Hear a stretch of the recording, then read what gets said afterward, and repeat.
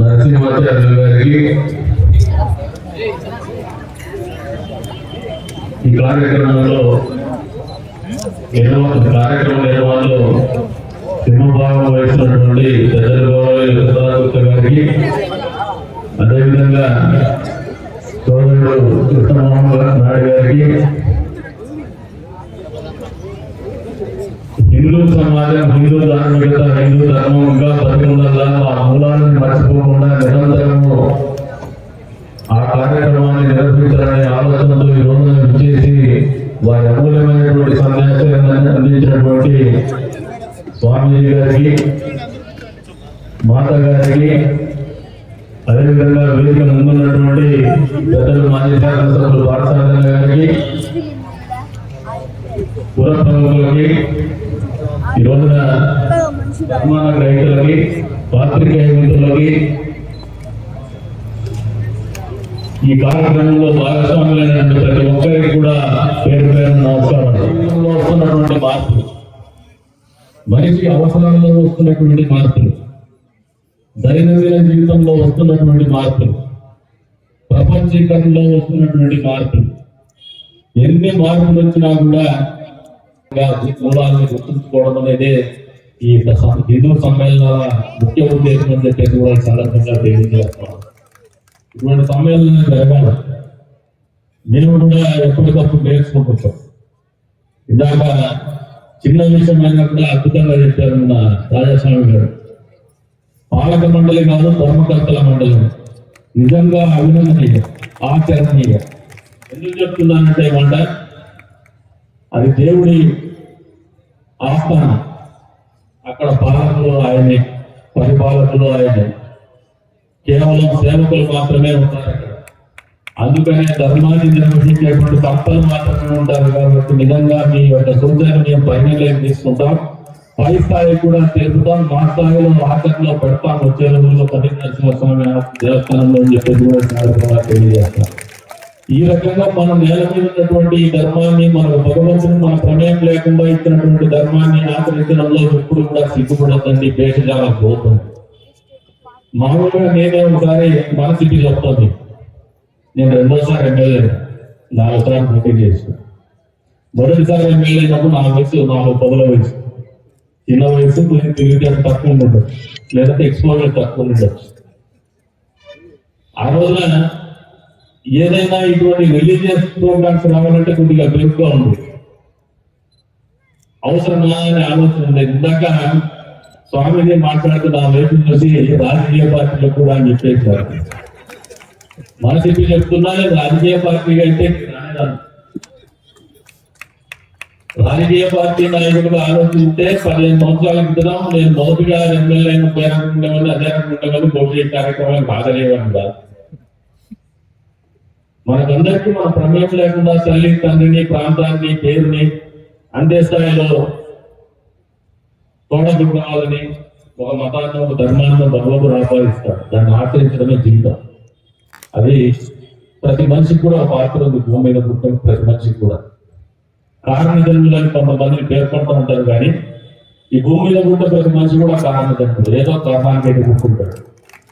మీ ఆలోచన విధానంతో, మీ సంగ్రహణ శక్తిలో, మీ పోరాట పడుగులో ఎప్పుడైతే మీరు మెలకువలు నేర్చుకోగలుగుతారో, జీవితాన్ని సునిశ్చితంగా గమనిస్తూ ఎప్పటికప్పుడు మీ అందరూ మీరుగా మేము పోరాడాలా, నేను ప్రత్యేకంగా ఈ సమాజానికి పాటుపడాలా, 10 కోసం జీవితాన్ని గడపాలనే ఒక ఆలోచన, పరమాత్మని ఆలోచనగా మీరు స్వీకరిస్తే మాత్రమే విశిష్టమైనటువంటి వ్యక్తులుగా, కారణజన్ములుగా సమాజం చేత గుర్తించబడతారని వాస్తవాన్ని కూడా సందర్భంగా తెలియజేస్తాం. ప్రతి మనిషిలో కూడా శక్తి ఉంది. ఈరోజు ఈ ప్రాంతంలో ఆర్ఎస్ఎస్ గురించి 100 సంవత్సరాల పోరాటం గురించి తెలియజెప్పినారు స్వామీజీ గారు. ఆర్ఎస్ఎస్ పోరాటం అనేది ఈ ప్రాంతానికి అవసరం, మాధవ గురుకులం అనేది కూడా ఈ ప్రాంతానికి అవసరం. అంతే స్థాయిలో అద్భుతమైనటువంటి జీవన విధానం ఈ కవి ప్రాంతానికి కూడా సొంతం. ఎందుకంటే ఎప్పుడు కూడా ఇందాక దృశ్యకేవాన్ని చెప్పినాడు ఆయన, మన డాన్స్ అకాడమీ వాళ్ళు ఒక ముస్లిం వచ్చేసి హిందువా అని రాసేటువంటి ఒక వచ్చే కాలం. కానీ ఈ ప్రాంతంలో అటువంటి పరిస్థితి లేవు. హిందూ ముస్లిం కలిసే బతుకుతాం, కలిసే వ్యాపారాలు చేసుకుంటాం, కలిసి కష్టం నష్టం కూడా పంచుకుంటాం. ఈ ఆర్ఎస్ఎస్ ప్రోగ్రామ్ లో కూడా నాతో పాటు వచ్చినటువంటి సోదరులు ఎవరైనా ఉన్నారంటే ముస్లిం సోదరులే, నాతో పాటు నాకు తోడుగా వచ్చినటువంటి వాళ్ళు. ఇది ఈ ప్రాంత విశిష్టత. అట్లని చెప్పేసి మన ధర్మాన్ని మనం ఆచరించకపోవడం లేదంటే ఈ ధర్మంలోకి వచ్చినప్పుడు మొదటిసారి చూద్దాం, ఇంకోసారి కూడా చెప్తాను. మీరు ఒకసారి మీ ప్రోగ్రామ్ ఒకటి పేరెంట్ పెట్టినారు ఇక్కడ నుంచి.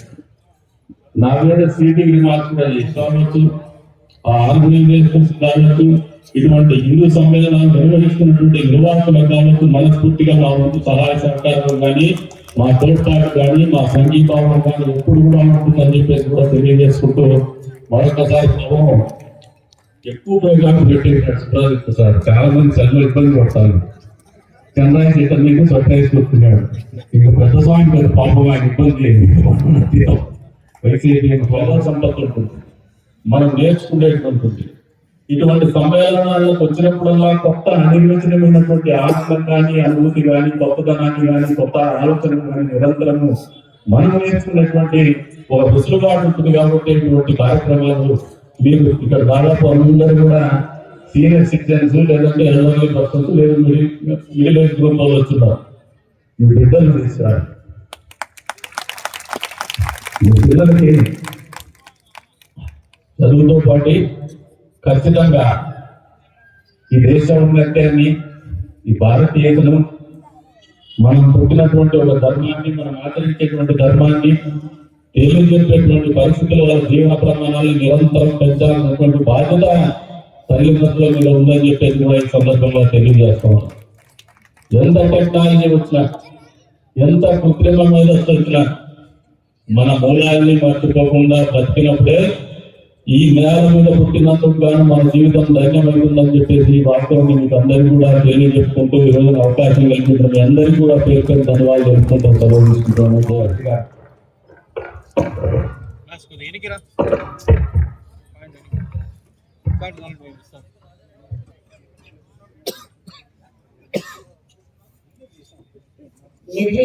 సర్వ విద్యానాం విషజే భవరోగిణాం గురవే